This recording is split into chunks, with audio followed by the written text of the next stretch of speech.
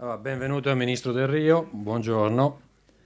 Una brevissima introduzione. L'Italia ha voluto, durante il suo semestre di presidenza italiana, continuare la discussione sul pilastro politico. Chi viveva in Bruxelles sapeva che in quel momento c'era un grande dibattito tra separare il pilastro politico e il pilastro tecnico. È stata l'Italia in quell'occasione che ha voluto mantenere anche l'Italia e il Parlamento europeo, che hanno voluto mantenere l'integralità del pacchetto e continuare queste discussioni. C'erano, come voglio dire, molti dubbi, devo confessare, il mondo ferroviario europeo aveva molti dubbi della possibilità che questo potesse avvenire, sapendo l'esperienza precedente. Il regolamento sui PSO era rimasto fermo 7 anni al Consiglio nella versione precedente senza che venisse discusso, viste le difficoltà politiche che i due relatori troveranno anche di fronte a sé. E direi diamo la parola al Ministro delle Infrastrutture e Trasporti, Graziano Del Rio, per presentare la posizione del governo italiano in relazione al pacchetto, guardando sia le implicazioni nazionali che le prospettive europee. Siamo una sede in cui anche siamo interessati a capire quali possono essere sviluppi, e a lei la parola. Prego.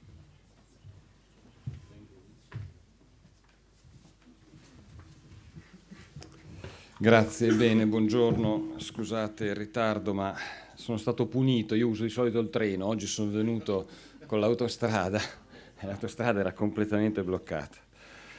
Grazie allora, benvenuti di cuore ai nostri ospiti, grazie al dottor Elia per aver organizzato questo importante incontro di approfondimento sul quarto pacchetto ferroviario, grazie a CER per questa occasione di confronto. Permettetemi di dare un calorosissimo benvenuto allora alla commissaria Violeta Bulc, che è stata protagonista vera di questo successo, credo, della politica europea.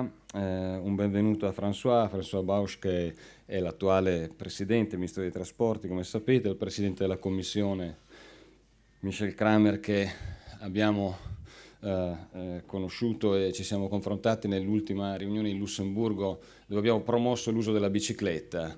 Sarei stato molto più rapido oggi se avessi usato la mia bici invece che usare l'auto, quindi ha ragione Kramer quando sottolinea l'importanza della bicicletta.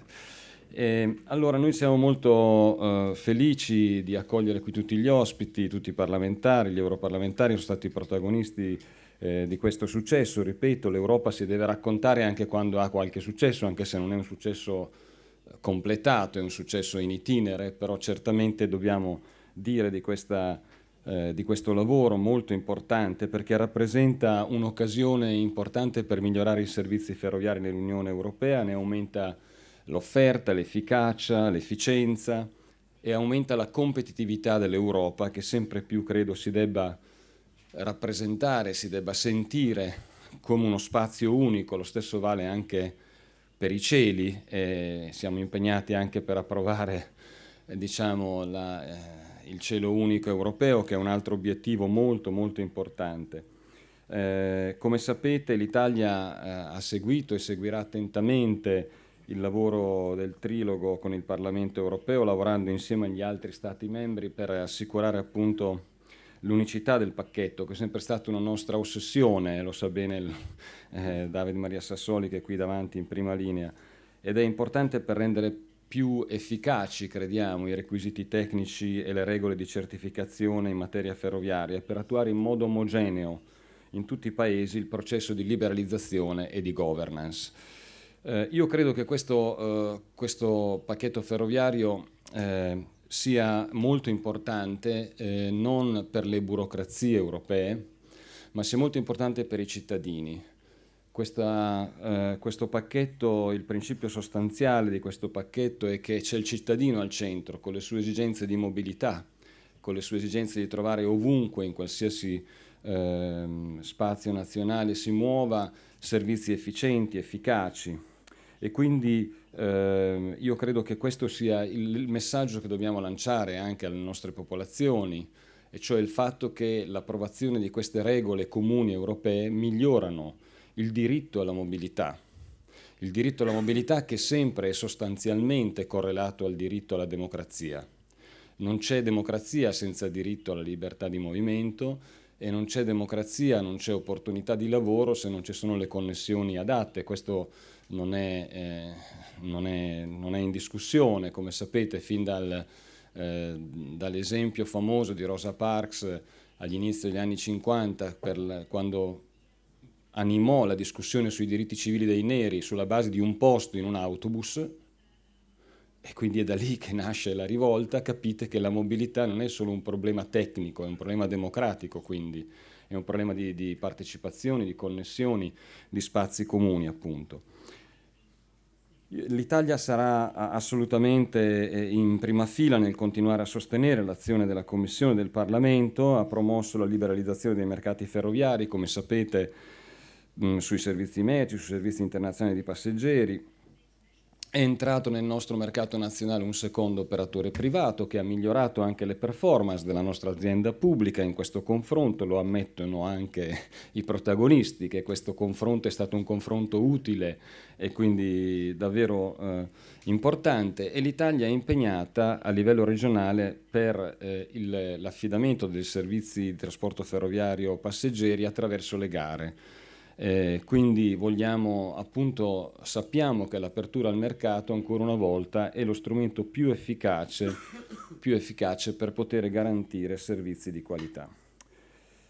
Su impulso italiano il IV Pacchetto Ferroviario ha recepito alcune modifiche relative al principio di reciprocità nel periodo transitorio per rendere possibile, nelle more di una definizione di regole comuni, un sistema di autoregolazione del mercato. Abbiamo anche modificato la possibilità, abbiamo introdotto la possibilità di dividendi anche per gli investitori privati, e poi abbiamo chiesto il coinvolgimento anche degli operatori di settore da parte del gestore dell'infrastruttura nella definizione degli investimenti legati all'esercizio. Quindi sono state introdotte ulteriori modifiche per noi molto positive, e quindi auspichiamo che il percorso di liberalizzazione si attui in modo omogeneo, certo e con i tempi prestabiliti in tutti i paesi dell'Unione, in particolare appunto per i contratti di pubblici servizi ferroviari. Siamo preoccupati ovviamente come tutti del periodo transitorio, per cui sembra opportuno a nostro parere mantenere fermi gli attuali livelli di liberalizzazione senza avvantaggiare le imprese di quei mercati che resterebbero chiusi in attesa della definizione finale della liberalizzazione. Quindi è importante approfondire, sviluppare soluzioni adeguate, crediamo, per rendere praticabile il tema delle gare, delle soluzioni adeguate per il materiale rotabile, perché il materiale rotabile è un'infrastruttura di servizio necessaria per appunto garantire l'effettiva apertura dei mercati, e da questo punto di vista abbiamo già iniziato una discussione, anche se non è ancora matura, per stabilire regole comuni per la possibile istituzione delle rolling stock companies, e quindi confrontando le esperienze di alcuni paesi che sono in qualche modo positivo. Quindi abbiamo obiettivi ambiziosi, abbiamo obiettivi comuni, ma oggi anche siamo molto soddisfatti mentre affrontiamo i problemi ancora rimasti aperti. Siamo molto soddisfatti del lavoro svolto sotto l'impulso appunto anche della presidenza italiana, oltre che della presidenza lussemburghese, che ha avuto l'onore e l'onere di portare a termine questo lavoro, e adesso siamo molto fiduciosi sul lavoro che si continuerà a fare col Parlamento, perché siamo convinti che questo successo della politica europea sarà un successo di tutta l'Europa, della sua capacità di competere, della sua capacità di continuare a rappresentare davvero un punto di riferimento per tutti i paesi del mondo. Grazie.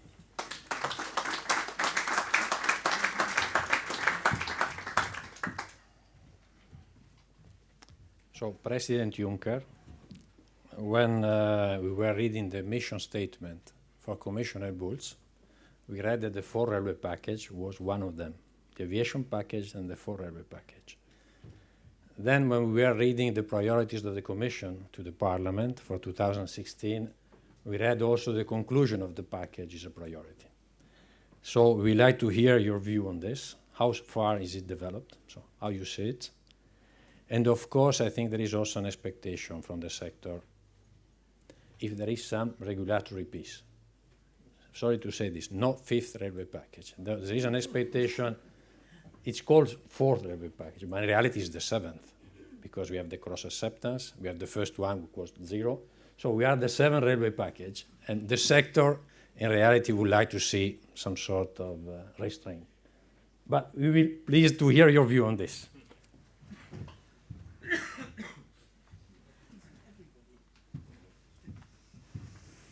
Thank you very much for this very provocative introduction, but I take the challenge. It's a real pleasure being here. Thank you for organizing this important discussion in such a great venue. So I think it also sends a clear message. We are also about the future, not only about today and the past.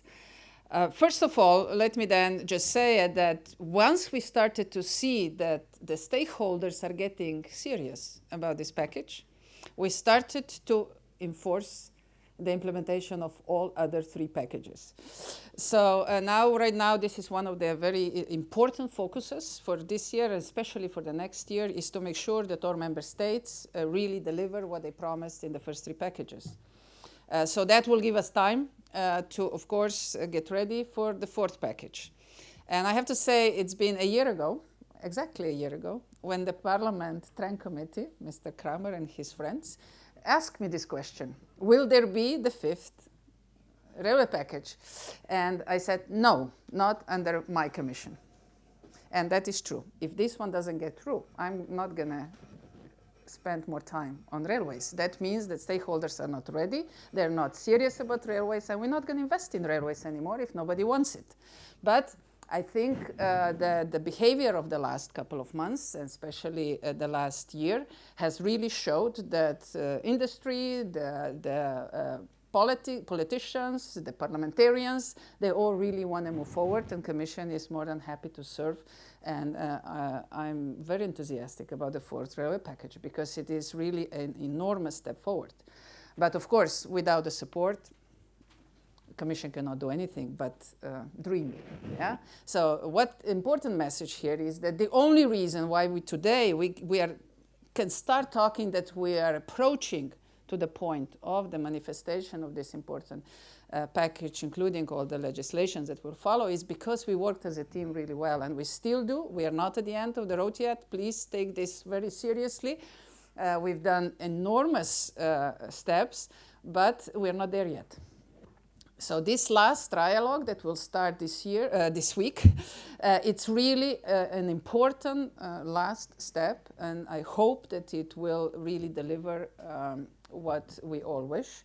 Of course, the agreement at the end of this year, beginning of next, and then we can really proceed with the manifestation of the 4th railway package. The title of this discussion is also very interesting. It also talks about, is the 4th railway package the last step? I hope not. You know, we're not going to cover everything by the 4th railway package, but I hope it will stabilize the situation for a while. But I, by all means, hope that future commissioners will continue and will look for new improvements that will be possible. But first, we have to implement this to see what else can emerge out of these new important steps. But let me just, before I continue with highlighting some important elements of this 4th railway package, say, who do we work this for? Because if we are doing this for ourselves, we better stop. Yeah, because that would be just an ego trip. But what is really this package for? Who will be the core beneficiaries of it? So first of all, I see European citizens. I see a real improvement in services. I see a real improvement in in ticketing, in delivery, in timing, in better performance, quality. These are the elements that European citizens are asking for, and that's why they're willing to pay taxpayers' money in order for us to do this. So the second one, which is equally important, are businesses. Logistic costs represent up to 30% of the faced costs. I mean, we have to keep improving our logistic services in order to keep European businesses competitive. So this is a very strong driver to make sure that we improve logistics services, which will then, of course, improve the services to European businesses. The third one, equally important, is environment. We have our responsibility towards environment. And we see the IV Pacchetto package to be an important step forward in order to ensure very progressive decarbonization of transport, which represents today 24% of all CO2 emissions, where road traffic, road transport, represents over 70%. So we see railways as an important decarbonization tool, and to move freight from roads to railways, and of course ensure much less CO2 emissions from transport. So these are really three very important ones. But even the fourth one, it's not marginal, which are member states. Through this fourth railway package, we will improve much better the connectivity between member states, which means create an important step forward to creating a single transport area and, of course, single railway area. And through the connectivity, will improve the movement of goods and people, which means much better cooperation, which means much better innovation, which means much better creation of value. So these are very important drivers, and this is what we all have in mind when we discuss then very particular elements and very concrete elements that can lead in order to these achievements. But let me just quickly go through this incredible year, because we can really say that 2015 has already served us with some important breakthroughs in the fourth railway package. One, which is the most important one, and I have to thank some of the people that are here, actually all that are sitting on the podium, including two of our dear colleagues that are in the audience, Mr. Van der Kamp and Mr. Sassoli, of course, Mr. Kramer from the European Parliament, because European Parliament really believed in the fact that the fourth railway package should not be split, especially these three people were of incredible help in order to keep the fourth railway package together. And then, of course, we have to compliment the presidencies that were fighting for it all along with the Commission. But let me go step by step. First important step was, of course, June this year, when we reached the final agreement in a trialogue for the technical pillar. And here, we already heard that, but let me say it one more time, Italian presidency played an extremely important role, and thank you to Latvian presidency to really bring this home, if I can say so, and secured that the technical pillar was agreed through, with all three parties. Of course, this technical pillar brings radical changes to certification, authorization processes, the way how they will be managed in Europe. So that was really an important first step. Many stakeholders wanted us to stop there. They said it's enough. Technical pillar is enough for Europe. No way. I mean, technical pillar without market pillar would be just strengthening monopolies and even higher control over pricing of certain players. There is no way we can allow that. Otherwise, we haven't really done much. And EU has been heavily co-financing European railway systems, and not in order to strengthen monopolies, but in order to open up the markets, in order to ensure competition, in order to improve services, in order to improve innovation. And that's why the market pillar is so important. And I'm glad that that's been very strongly recognized by all three presidencies. Again, Italian presidency, who believed in that and gave us all support.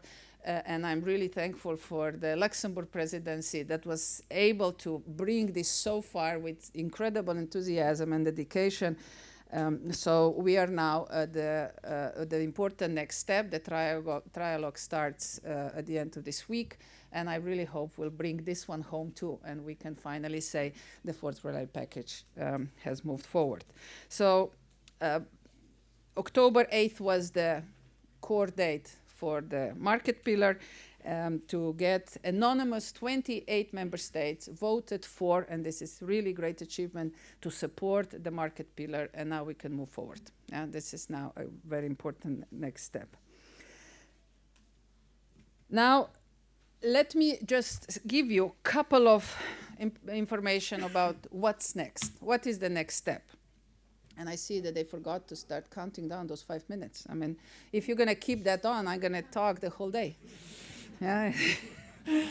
So, oh, that's 5 hours. Okay, good. Great. I can talk to you 5 hours, you know. Be afraid what you wish for. So let me now just go through and see what are really the important elements that are still ahead of us. I really feel the willingness that we conclude this in a really timely manner. So couple of elements still remain on the table that we need to discuss, and let me summarize them in 6 core points. First is I would really like to see, and when I say I, of course, I think about the Commission and I think about all those that believe in the full fourth railway package. I would like to see the tightened governance rules because we really believe that this is a key to ensure impartial decision-making in the management of infrastructure, regardless of the structure model chosen by the member state. So this one is an important one, and I think there's going to be a good discussion in a trialogue on this topic. The second one, really important, financial transparencies. If we don't ensure that, we haven't done much for market pillar. Because if we don't have transparency, then we don't have a real competition. So financial transparency rules need to be further improved, especially through compulsory earmarking of revenues from infrastructure management to reinvestment in infrastructure. I really like this initiative that has been developed during the process, that we really try to make sure that at least for some transitional period, we reinvest the dividends from railways back to the railways, back to the infrastructure. The European Commission is investing enormous amount of money into railways. We put it as a key priority on TEN-T network and CEF mechanism. We are co-financing sometimes up to 85% of the railway projects, especially cross-border connectivity and congestion management. So here I'm inviting all involved, think about this. Yeah? Think about this seriously. Third one, coordination mechanisms between all key actors in the rail sector. I believe that this, I'm open for having it on a volunteering basis for a while, but on the long run, I think it should be mandatory. Because there is so much that member states have to agree, and transport needs to move more into the traffic planning. And this could be a perfect platform in order to plan better, also then, based on the traffic statistics, infrastructure. Otherwise, we're investing for the sake of it, but we need a backup of the transport traffic loads in order to do that wisely, and in order to ensure that, on one hand, we serve, as we said, businesses, but if member states decide that they need to support also some services for citizens, especially in the undeveloped area, that's a different topic. But at least the part that is driven by the market needs to be planned. The fourth one is exemptions to the principle of competitive tendering should not endanger the effectiveness of market opening, and abuse needs to be avoided. So we need to make sure that we don't, on one hand, open the market, on the other one, close it. So this needs to be aligned. So performance-based exceptions should be subject to a review by an independent body. This is the core message. So we hope that we can find some sort of agreement there, that if we agreed with many member states, especially smaller member states, that we will have and introduce performance-based services, then we need to have a way to control it. First of all, but it doesn't need to be commission. We don't like to take too many activities on board. We love to see if member states can do it themselves. But it needs to be, first of all, a model that is agreed, and the next one, it has to be a governance, the way that we can governance this. So somehow that we make sure that things are really taking place as agreed already in this process. The fifth one is related to ensure that there are non-discriminatory access conditions to rolling stocks. Here, I think we can do a little bit more. And six, the Commission really considers the transition period envisioned by the Council, in particular for the PSO text, excessively long. So I really hope that there will be a good will in order to come up with a bit more reasonable proposal that all these changes that we're talking about, all the excitement that we're building up now, can actually be manifested sooner. So, at the end, let me just say that all these dreams cannot be fulfilled without investments. So investments are an important enabler of all these very ambitious goals. And right now, the only way that we could, from the Commission's side, invest in this infrastructure was CEF mechanism. It's true. We have the largest amount ever available to transport. But at the same time, I have to say that just you know that I'm talking about 26 billion euros. But the predictions only to complete the 10T corridors is 500 billion. And I don't think that the member states are in the capacity to finance this by themselves and with our participation. So we need to start looking for other mechanisms. And one first important step to learn how to attract private investors into this is through FC plan, or so-called Juncker's plan, which is the first attempt in EU that we engage private capital, especially the institutional investors, into investment in Europe. And we've been really working hard in the last 4 months in order to bring transport on the list of potential sectors for investments. I have to say that we ensure that, secure that position now within the Commission. We are named 5 areas, and transport is one of them, that are focus areas for EFSI. We now had already 3 meetings just recently. Our director from DG Move is here with me today, Olivier. He was managing this conference a couple of days ago. He can tell you a little bit more about that, but it was really important that institutional investors from how many countries? 11 countries, neighboring countries of EU, including EU, but what was more important than 450 people showed up. We expected 200. 450 people from all member states, from investors, from regulators, from businesses. Everybody was in the same room, working together hand in hand, and we identified yet another list of important things that we still need to take care of in order for institutional investors to engage. But it was a positive move. They want to engage, they want to invest, so we will continue working on that. And FC will be our first important platform where we can learn that and where can we start engaging first investors. So on the long run, I know that we will have to do more, but let's walk this together, and more confidence we bring to the market, more investors will be able to bring on board along. So the last comment goes towards encouraging innovation. Of course, in rail, innovation will play a crucial role. So that's why I'm really happy that finally we're moving into the manifestation of Shift to Rail project or initiative, which is a joint undertaking, and it will manage 920 million public-private partnership money. So this, we believe, will be fully operational beginning of next year. In a day or two, I'm meeting the shortlist, the people who are shortlisted for the Director General of this undertaking. So I hope we will, by the end of the year, have a director, and then we can really swiftly move forward. So this is going to be an important contribution. At the end, we need you all on board.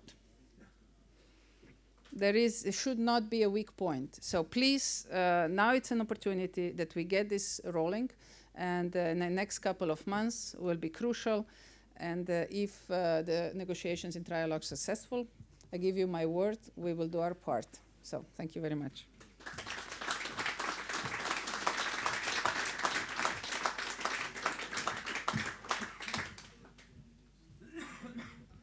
Thank you to Commissioner Bulc for the clear words.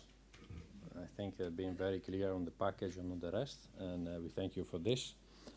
We give the floor to Mr. Luxembourg, President of the Union, and we expect also same words on your opinion. Are there a red line from the Council? How do you see proceeding in the next 6 months, the negotiations, and in front of members of Parliament, do you see differences between Parliament and Council? What should be done, how it should be done?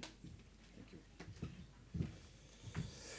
Thank you, dear Commissioner, dear Violetta, Graziano, dear colleagues from the European Parliament, rapporteurs, ladies and gentlemen. First of all, I want to thank for the organization of this meeting here in this superb surroundings. I think it's a good idea. It was a good idea to organize this, and I see already my clock is already running over there. So it's not. That's not so good for the start.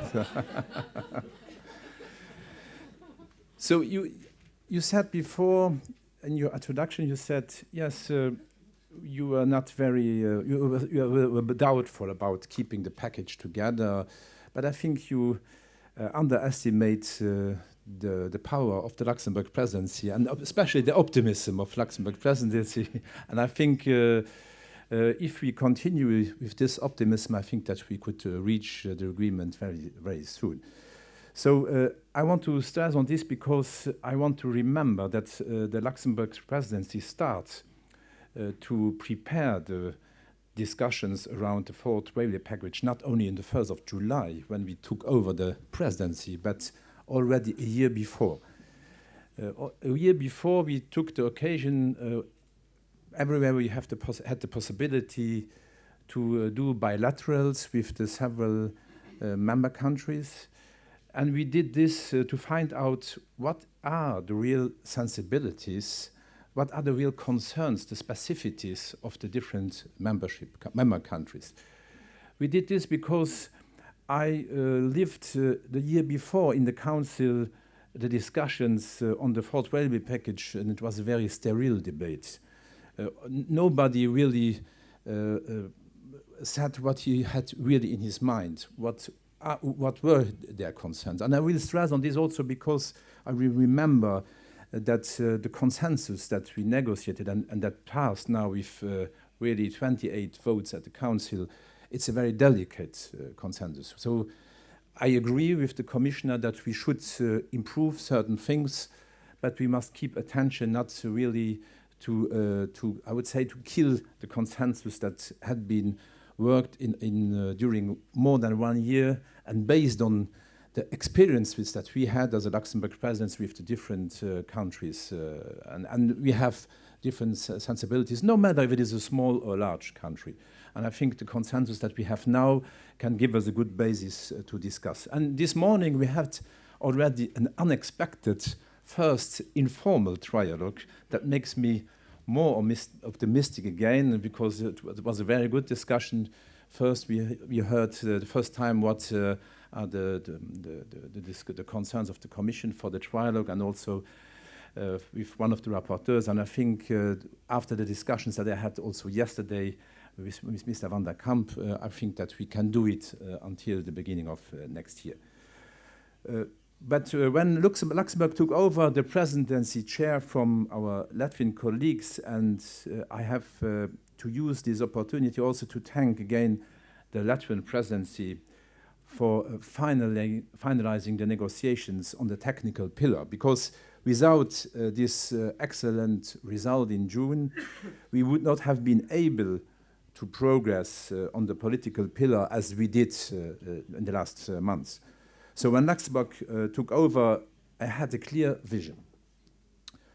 First of all, we should focus on a limited number of files, work on this, and come to a result. I did not want to multiply initiatives and advance on no one in the end. So that was very important in our strategy. And secondly, for me, the outcome of substance the final regulation is most important. So time or deadlines did not play a big role. This leads us to a very close cooperation with Latvia and even more with the following presidency, with the Dutch presidency. And we want to do this also after the end of our presidency. So based on this philosophy, we will start now the negotiations on the files with our partners in the European Parliament, Mr. Sassoli and Mr. van der Kamp, who are here today, immediately in November, in close cooperation, like I said, with the Dutch presidency. And I took also the occasion after the Council of the 8th of October to go immediately to the TREN Commission in the European Parliament to make a report on what was the outcome of the 8th of October. And I must say that the feedback that I got from the Parliament was really excellent, so that makes me more confident at all. So the agenda is provisionally agreed up, I would say, until at latest March 2016. If it is possible earlier, that's better, we would like it. But we hope that in March 2016, we will hope that to reach a final agreement in the political pillar under the Dutch presidency, so that after we could immediately then improve. I was optimistic, like I said, for an agreement in October in the Council, and I have the same positive attitude for the final agreement. I am satisfied about the unanimous support we had received for our compromise text in the Council, and we managed to find balanced and solid solutions in both proposals. I am aware that some aspects that the European Parliament has focused on areas less prominent in the Council text, like reciprocity, for example, already mentioned this morning, or the social aspects. So such elements will be addressed during the negotiations, surely, with the European Parliament. The same also like the transition period, it's clear. And I'm convinced that our approach can help to improve the situation of the rail sector. And the rail sector needs the support from the public and the political level. For the political pillar, we set a clear goal: to promote rail everywhere in Europe. That's the main goal. We came up with solutions that aim at improving the performance of our rail sector in order to better compete with the road. We set clear goals and decided for regulation that is result-orientated and not ideological. So I think that's, for me, the most important point on our proposition. So we set clear objectives which apply throughout the EU and kept some flexibility in the tools to reach such goals. We adapted the tools to national specificities so that we make sure that we reach the best possible result in all the regions in Europe, be it competition or not. If there is competition, then the competitors should compete on a level playing field. In the government's directive, we foresee result-oriented rules which will help eliminate discrimination and put competing operators in fair conditions. I will not further go into details on the compromise text that we agreed in the Council on the PSO regulation and the government's directives, which will be discussed during the panels after this discussion. I am aware that this is only one element in our strategy to promote rail. To me, it is clear that technical harmonization and investment in infrastructure are even more crucial. Investment in infrastructure is essential, as no rail company can deliver a good service if the infrastructure is not fit. And I completely agree with what the Commissioner said, the proposition that it is important to insist on reinvestment in the infrastructure. We have to see the bigger picture if we want to be successful. I try to do this under our presidency. Our priority, as I said, is indeed the work on the political pillar. We organized as well a debate on EU transport policy for the upcoming years. The overall objectives of the 2011 white paper have been confirmed in the Council, including our goals on decarbonization. The assessment through it is that additional efforts will have to be made in order to reach our goals. As you know, emissions in transport have even increased and not decreased in the last years. We are the only sector in the society where the emissions have been increased and not decreased. It is clear the rail has a key role to play to reduce emissions in transport. This could be done even better in combination with other modes and incentives. As agreed at the informal council, active mobility, especially the bicycle, has to be integrated in order to make rail as attractive as possible. And I cannot refrain here to my voice, to my disappointment for Eurostar's plans to limit the build-up bikes on its trains. This is going completely against the contemporary spirit and does not help making rail more attractive by taking such decisions. At the end of our presidency at the Transport Council on the 10th of December, we will touch upon a subject which has an indirect impact on rail. We will hold a debate on the social aspects on road transport. Social conditions and taxation in the road sector have a direct impact on the competition with other modes of transport. We have to make sure that we have a common minimum European regulatory framework. We have to make sure that road transport does not benefit from undue advantages compared to rail, for example. But as a final statement, I have to say that what rail needs is a clear political will. Rail is a key player for contemporary mobility and helps us tackle our climate objectives. So there are excellent reasons to opt for rail. But not only this, as we heard this morning, the problems that the minister had to come here, it's always congestion and other things that we must think about it when we just discuss on the priorities for rail. If we do so, we need to allocate funds and take all decisions necessary to benefit from the full potential of rail. And I completely agree of what the Commissioner said. We must really improve innovation in the railway sector in the next years, because it's our only chance to have a better mobility and especially also to live multimodality in the next years. Thank you for your attention.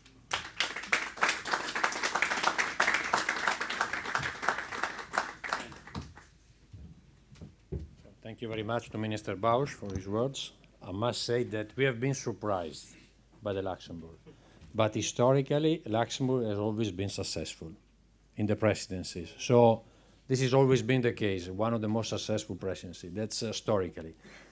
Before giving the floor to President Kramer, I would like to say the Parliament has been one of the actors, even in Council, as we heard, because Parliament was asking for an agreement for October 8th.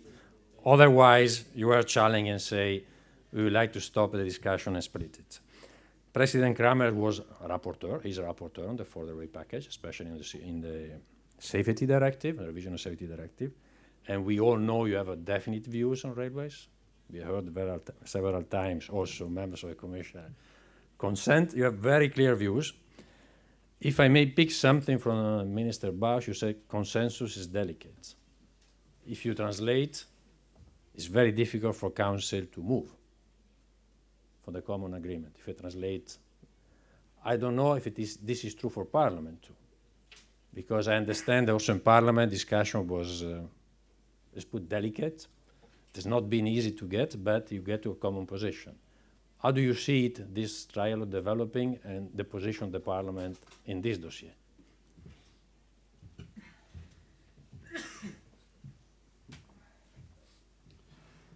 Excellencies, dear ladies and gentlemen, first of all, congratulations for this event that you have organized.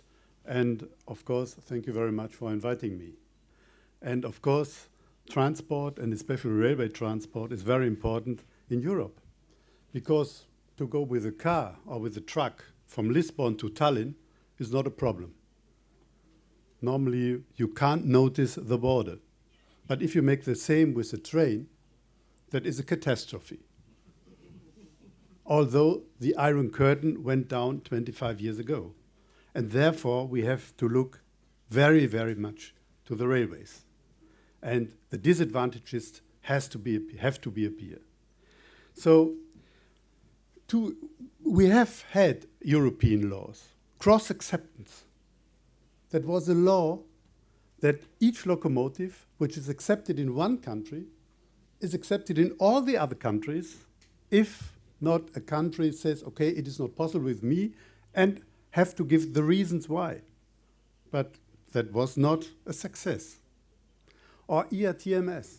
We have 20 different signaling and safety systems on the railway sector. More than 10 years ago, I was a rapporteur. That was my first report. And of course, we thought now the problem is solved. And now, today, we have 10,000 kilometers of ERTMS and not a single locomotive which can run on all the 10,000 kilometers. So we have now the differentiation on ERTMS that we have on the traditional systems. All that is a catastrophe as well. And therefore, we need, and we needed the railway package, and especially the technical pillar. I will come to others later, but that is necessary, the harmonization of the railway sector, because we can save a lot of money and a lot of time. If you have now to get a license from a locomotive which is accepted in one country and in another one, perhaps you need 2 years and 6 million euros up to 10 million euros. So we can save a lot of money and a lot of time, and that is in favor not only for the railway companies, it is also in favor for the consumers, and for them we make politics. You must know I am against monopolies.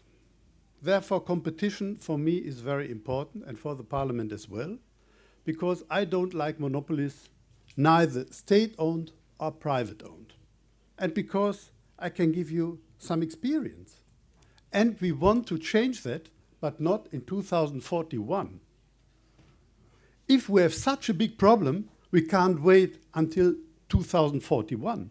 If you have a big problem at once, you have to change it at once. We have no time for that. And my experience with competition is when we opened the network for freight transport.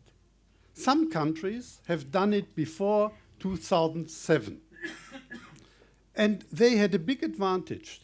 The freight transport increased, for example, in the United Kingdom by 60% from a very low level, but in the Netherlands by 42%, in Poland by 30%, and in Germany by 25%. And there was one country, they have waited until 2007, and in the same period of time, they have lost 28% on freight transport that is now on the road. Therefore, after this experience, I'm very much in favor of competition, but it must be fair. And of course, there must be a direct award, not only for smaller ones. I think a direct award is a good thing for those companies which don't take part in competition. But it can't be that at home you will get the direct award, and then you are in favor of, then you are in competition and making good offers, and you will get it. For example, in Hamburg, the Hamburger Bahn, they got a direct award at Hamburg, but they are taking part in competition. Or RATP in Paris, they had a direct award at home, and then they can win offers in Thessaloniki or Milano. I think fair it must be, therefore reciprocity, either or, and the companies have to decide if they want to take part in competition or if they want to have a direct award.